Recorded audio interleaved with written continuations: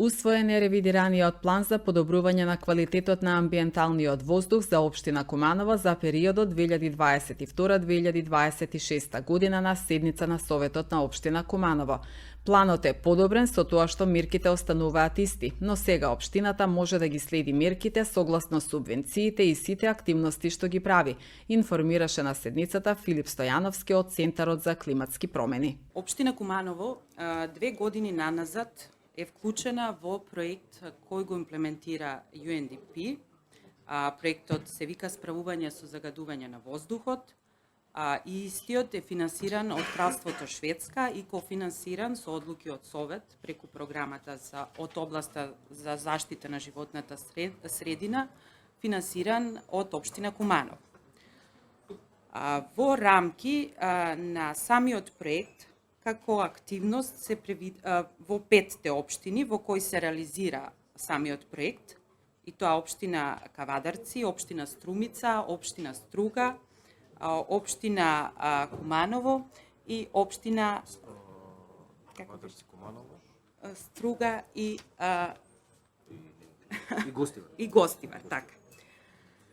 Во тие 5 општини се направени како дел од проектот нови планови за справување со загадувањето, тоест нови планови за подобрување на квалитет на амбиенталниот воздух, кој веќе беше и постоечки, општината го имаше изработено, меѓутоа сметавме дека по истражувањата кои се спроведени во рамки на проектот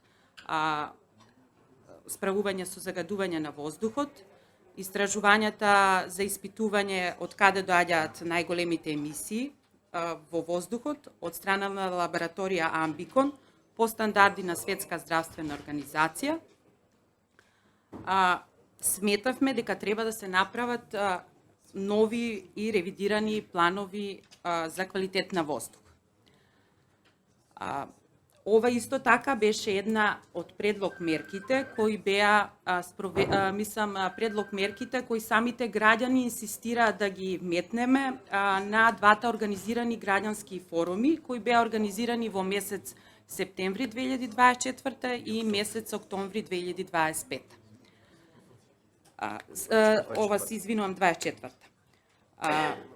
Самиот план е изработен со помош на консултанти од Климатскиот центар, за да се вметнат новите барања на самите граѓани. Имавме иницијатива и повик до сите граѓани да се вклучат на јавна расправа која беше одржана на 28.4.2025 година.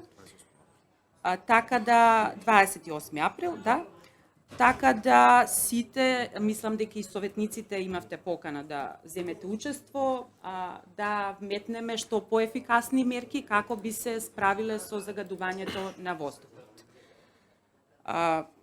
Околу мерките, индикаторите по кои ќе бидат следени, му давам повеќе збор на консултантот од Климатски центар, Филип.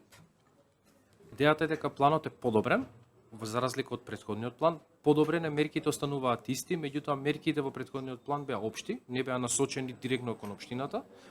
Сега општината има можност да ги следи мерките согласно субвенциите и сите активности што ги прави. Да кажеме дека може да пресмета колку од субвенциите допринесуваат кон подобрување на квалитетот на воздухот.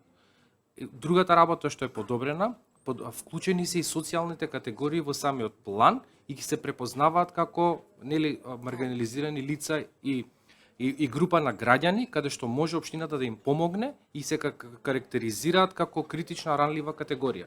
Од друга страна, она што е пак исто така подобрено, е дека имаме и родов аспект во самиот план и индикаторите што се даваат се бројчано нумерирани. Тоа значи дека целите се мерливи. Тоа значи дека ние кажуваме дека планот за квалитет на амбиентен воздух, да кажеме конкретно во секторот домаќинства, се таргетирани од прилика околу 6500 домаќинства и кажуваме дека тие ако се замени, начинот на загревање ќе има значително подобрување.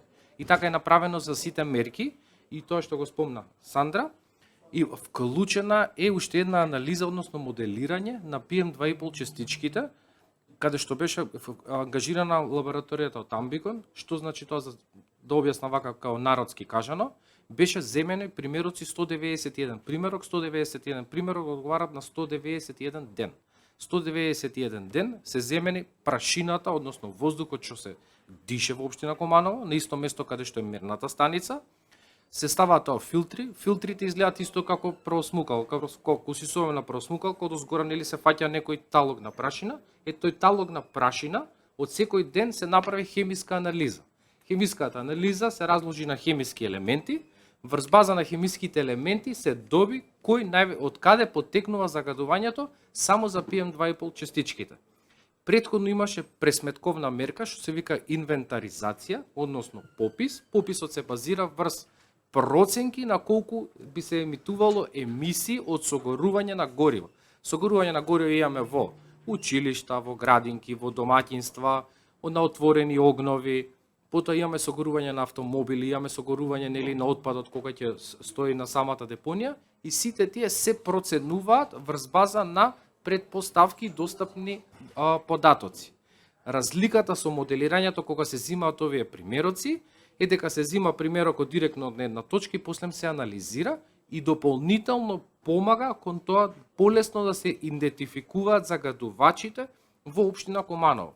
Согласно анализата, што истата може да погледнете и во планот, од овие 191 ден кога се зема примероци, покажува дека 31% од вкупното загадување од PM2,5 припаѓа на согорување на биомаса, а согорувањето на биомаса ние го поврзуваме со домаќинство, односно со грејење на согорување на дрва, пардон. Вториот најголем извор и придонесувач на PM2,5 частичките е сообраќајот, а потоа третиот е согорување на нафта и мазутот. Значи, ова е новото додадено истражување во самиот план, заедно со мерките, и при тоа морам да го кажам што е многу позитивно за општина Куманово, и особено што треба да се кажува и да се прераскажува, е дека граѓаните беа вклучени во процесот на идентификување на мерките. Најчесто консултантите кажуваат што треба да се прави, а не се прашуваат граѓаните. Овој пат граѓаните беа вклучени, им беше раскажано што се прави, како се прави, беа презентирани резултатите и беа повикани да дадат мерки. Не беа само граѓаните, беа например и општинската администрација, и граѓанскиот сектор, и така натаму се опфатна слика, односно сите што живеат тука во Куманово и може да дадат придонес, без разлика нели на статусот и нивниот социјален аспект во самата општина. Нивните мерки се зема во обзир, се рангира и потоа на втората форумска сесија или форуми на заеднички одлучија кои мерки понатаму да одат на финансирање и истите тие мерки беа финансирани, граѓаните одбра енергетска ефикасност на училиштата и благодарејќи на гласањето на граѓаните, општината доби тоа што го нели бара самиот народ или граѓаните, односно и сега во текот се спроведуваат мерки за енергетска ефикасност на училиште. Таква мерка е енергетска. Да, енергетската ефикасност и таа придонесува кон намалувањето. Како помогнува енергетската ефикасност? На тој начин, ако на нас за загревање ни треба 4 кубика дрва, за неизолирана куќа, ако ставиме изолација или јорганче, што кажам, нормално куќата ќе биде потопла, тоа значи дека помалку дрва ни се потребни да загрееме истиот простор, а помалку дрва значи помалку согорување, значи помалку PM2,5 честички.